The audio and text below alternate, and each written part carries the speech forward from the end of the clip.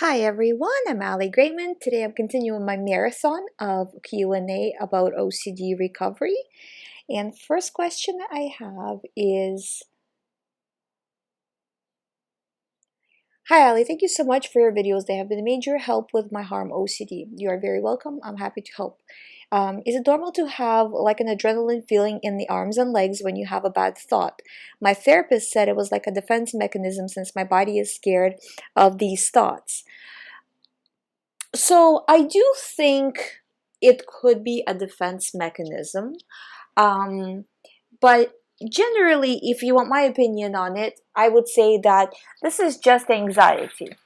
When you have OCD anxiety, you can feel anxiety in your stomach.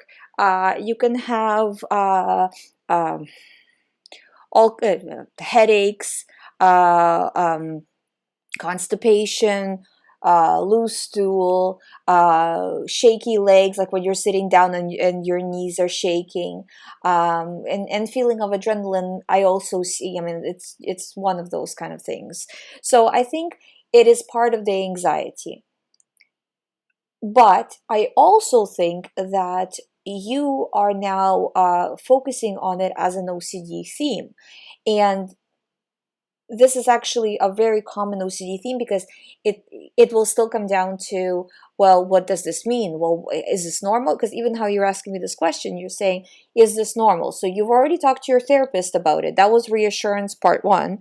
Now you're asking me reassurance part two. So I suggest that you stop analyzing the situation and not ask any more questions, not Google, not research, not ruminate, not just asking questions of other people, I mean, but also within yourself, trying to figure it out and trying to gauge, is this getting better, is it worse, what does this mean, I'm assuming it goes back to the harm OCD, but even if it doesn't and you're just wondering why am I getting these symptoms, because you can kind of go two ways on this, right? Usually like the OCD thoughts goes two ways on this kind of thing, that either I feel like I could do something, or like something bad, or I feel like maybe there's something wrong with me, right? So either of those two thoughts, or if you have some other thought that I didn't think of, still look at it as it's OCD.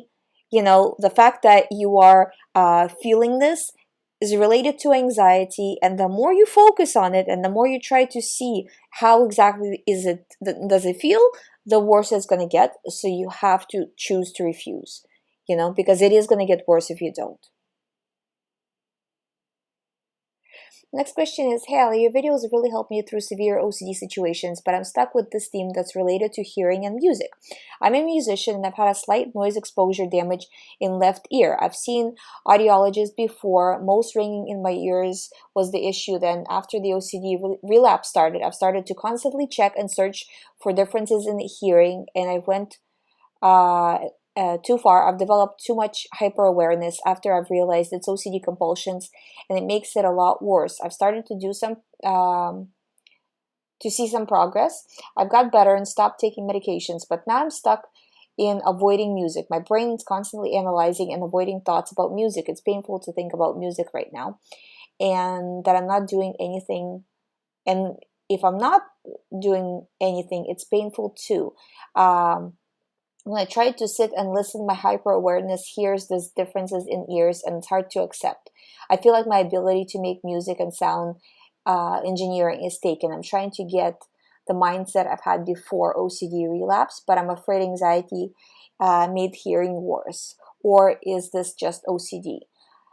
What you're doing is you are ruminating. So you have to choose to refuse. So you're right now ruminating about OCD. So I'm continuing to read. Is it just OCD compulsions and intrusive sensations and thoughts? I don't know. How do I do ERP on something that is very important and real? I constantly have the urge to compare ears. Sometimes I have ringing and sensations that drive to more anxiety and to do more reassurance. Even when I'm listening to music and I have this constant intrusive thoughts and sensations, I constantly have the urge to check to calm myself down. I feel really sucked in, and I don't know how to pull myself out from the situation. Sorry for the long message. Your help was very appreciated. Thank you, Ali. I am happy to help. So this is called sensory motor OCD. This is very common. I've had many clients with this specific theme about hearing, and what if I'm developing problems, uh, and sometimes it comes from an existing condition that was a slight condition and develops into something else. You have to look at it that anything to do with music that you are doing out of fear is an OCD compulsion, and you need to start refusing or delaying. Any analyzing that has to do with this theme across the board, even with the theme related to, not directly about the music, but related to the recovery. Will I ever recover? Will I ever have the ability to do, to do music work normally?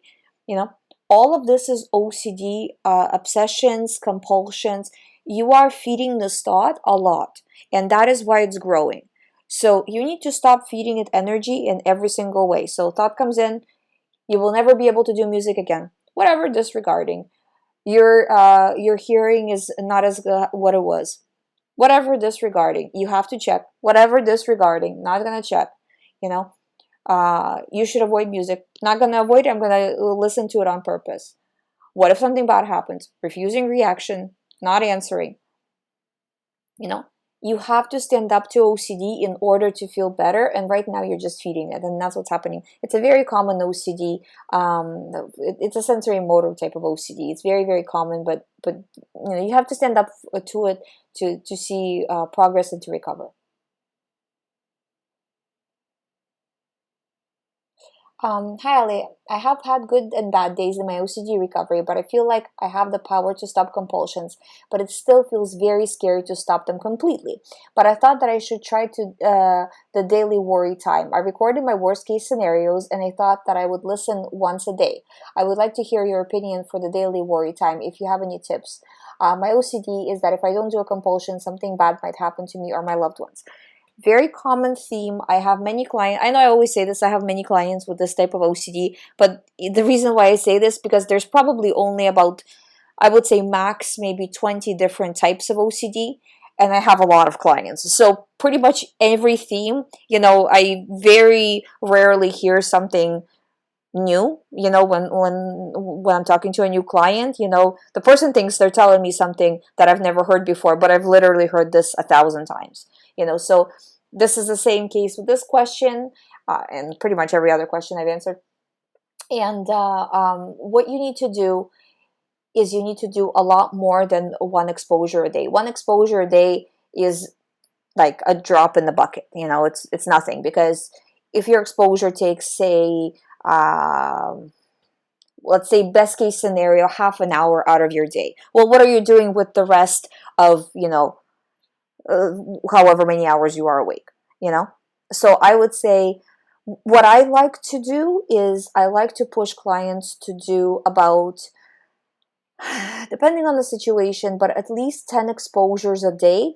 And by 10 exposures, I don't mean to listen to it 10 times. I mean to really expose yourself to the thought and refuse reaction. Refuse reaction is huge, about 10 times. So each exposure probably lasting about 5 minutes, do you know what I mean? Like or you can do like multiple exposures. What about this? What about that? What about, what I mean? For 5 minutes, refuse reaction, and do it again. Like it doesn't have to be all in one shot either. It's better if it's spread out throughout the day, so you're kind of always in that reassurance zone. You're kind of riding that wave, because say if you did exposure on purpose and an hour later some thought comes in and you're like, whatever, just did an exposure for it. I know exactly what to do. I'm disregarding, because you just did it a little while ago. But if you haven't done it for, say, most of the day, it hits you like a ton of bricks, So I do think it's a good idea. It is definitely a step in the right direction, but really push more, and kind of really try to create a colorful picture. My OCD is that if I don't do compulsion, something bad might happen to me or my loved ones, right? That's your theme. So again, because I've seen this theme so many times, try to say, I'm gonna lift this cup while having a bad thought that something will happen to someone. If you don't want to put your loved ones in that position, put somebody who you dislike, okay, I'm gonna pick up this cup and think that something bad will happen to someone, you know, and do, or you know, if you are too scared to think of a person, you can think of something bad might happen to this fly that's flying around. I don't know. You know what I mean? Like, it seems silly, but you just need to start somewhere and start going through the motions, and then gradually increase anxiety, increase the level of exposures as you feel stronger. You know, because the point of exposure is to do response prevention. So you have to make sure that when you are doing the exposure, you are going to follow through with response prevention and not give in when things get hard. So it's okay to work up to things and not to do everything all at once, but there needs to be a progression where you're continuously doing more. I think you're on the right track, though. You know, the other thing I wanted to say is everybody who does ERP actively, like, I mean, like how I'm saying, like 10 times a day, really pushing and refusing reaction, will recover, you know, as long as they stick to that plan. That not just like, oh, I did it for 2 days, I'm not feeling that much better, I will never recover, therefore I give up. You know, that's ridiculous. You know, you need to you set a plan and you're sticking to the plan no matter what for, say, 6 months to a year, depending on the speed with which you're going, because some people, you know, just need longer because, you know, for many different reasons, you know, and that's okay as well. And some people, you know, can recover faster, and that's great, you know. So it's, you know, you're going from point A to point B, and really, if you get there a little slower or a little faster, in terms of the lifespan, it really doesn't matter.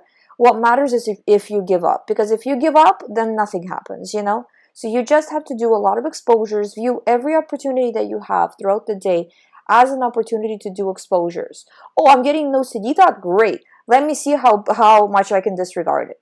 You know, another OCD comes in, perfect. Let's disregard that one too. You know, this is kind of how your attitude should be, because they're all a lie. You know, I've been doing this for 10 years, you know, but it feels like a million years, you know, and I can tell you, you know, it's never been true, not with one person, you know.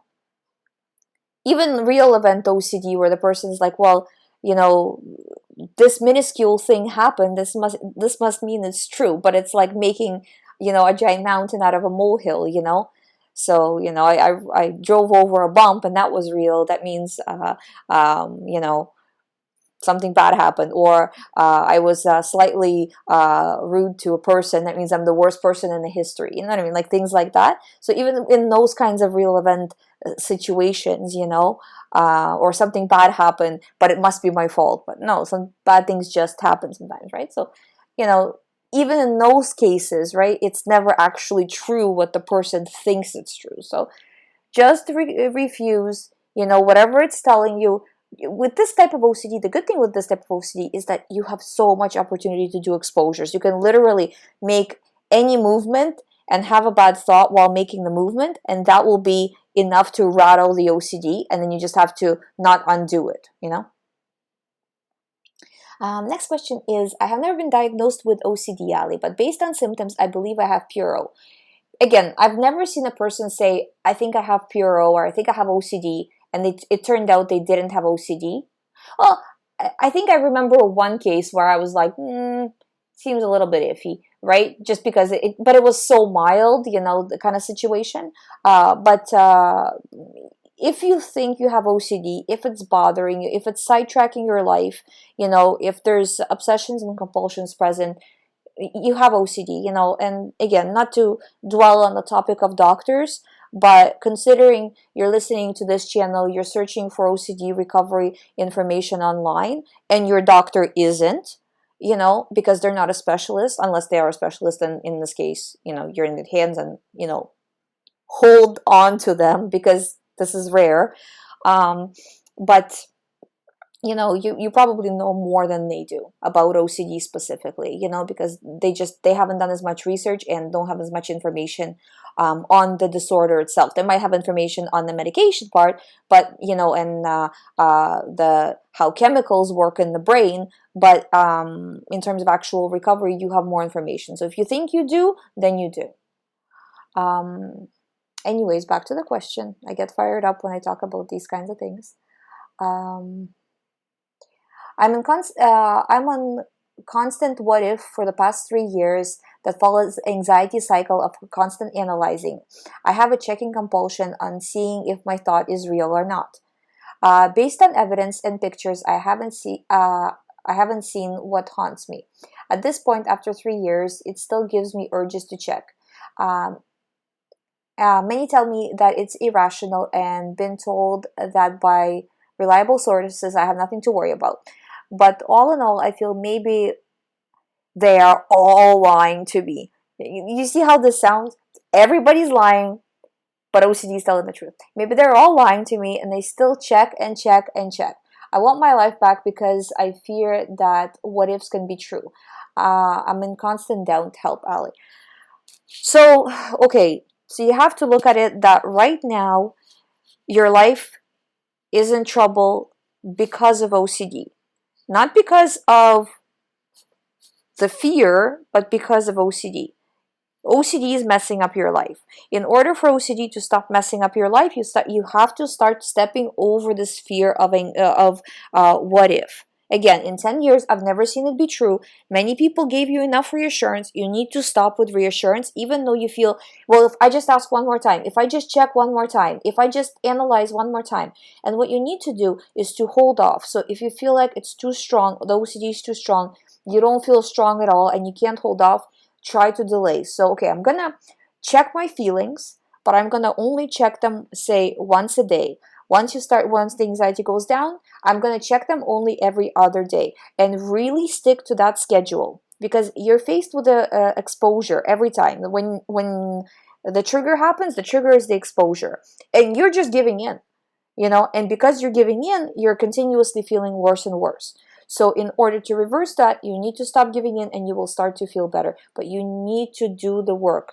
It's like, just like I was saying, right? There's no excuses, there's no nothing. You need to get your life back. That is your top priority. Everything else doesn't matter.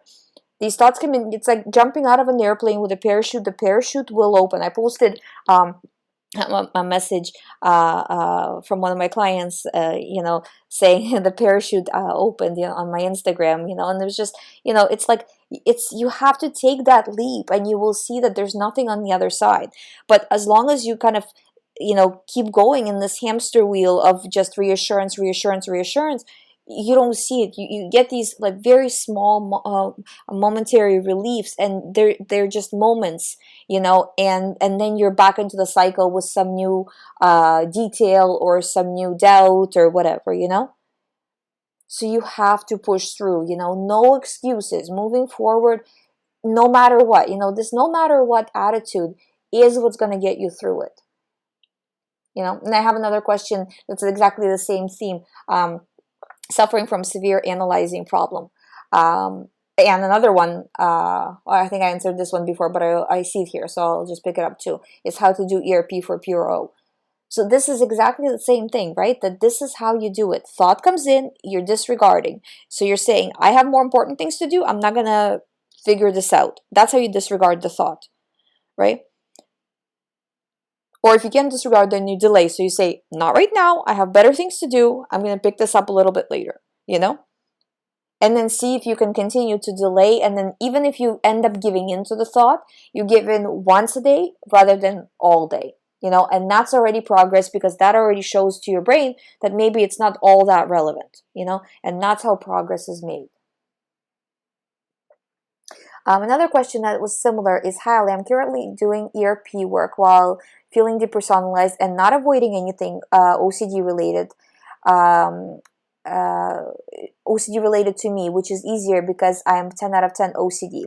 I've slipped down to 8 out of 10 on days, but it's still there. Is continuing with ERP right, or wait till it's gone?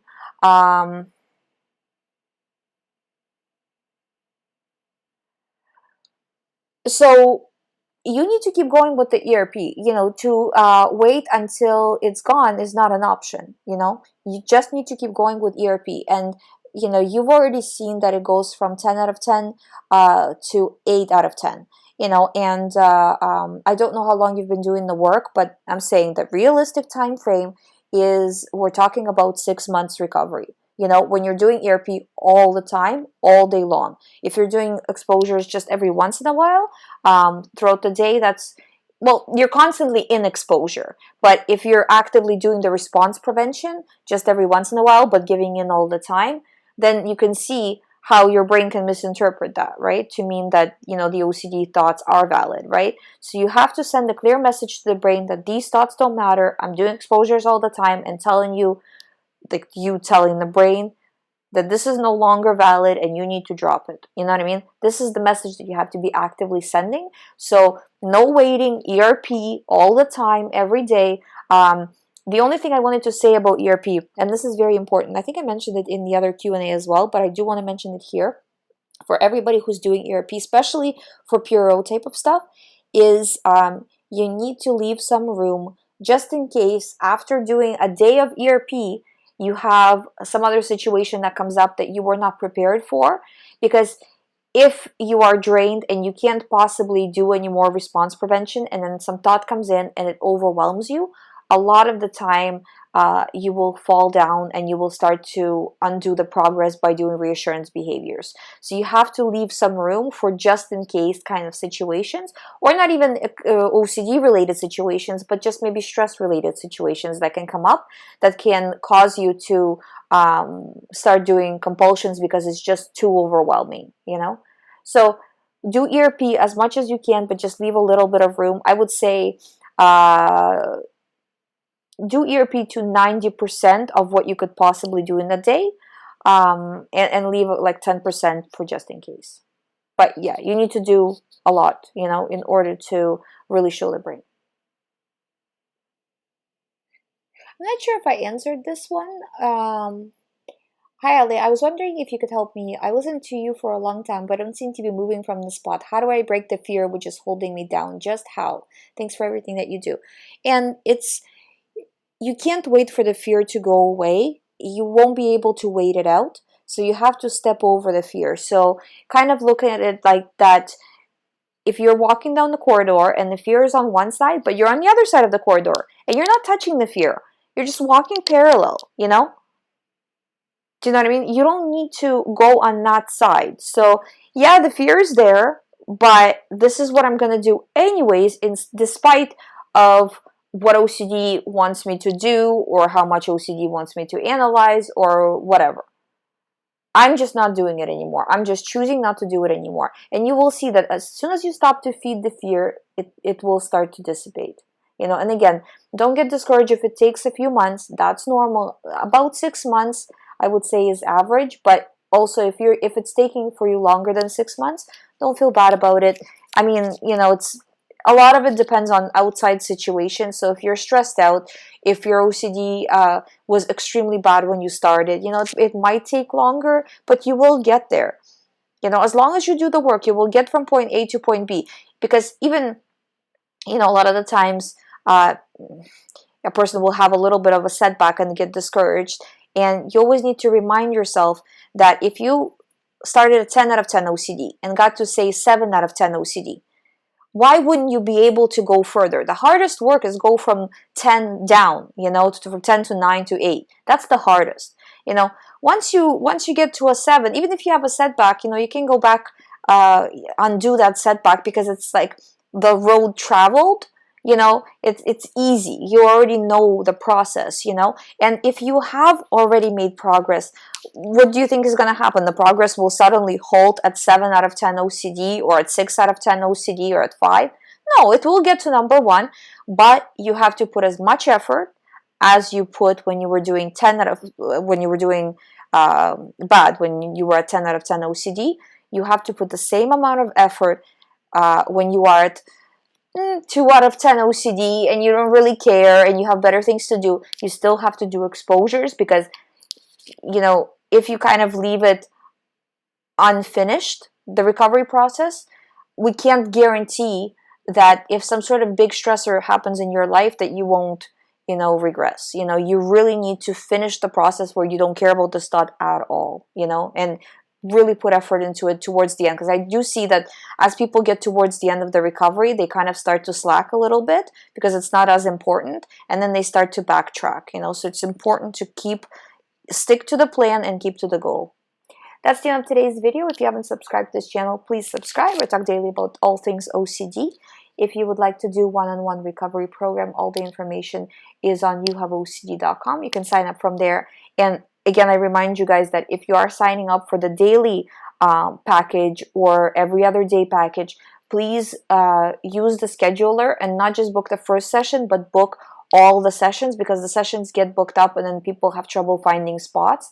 You know, if it's a once a week package, then we can figure it out. But if it's every single day, just make sure you do book those times so you do have them available. Thank you so much for watching. I will see you tomorrow.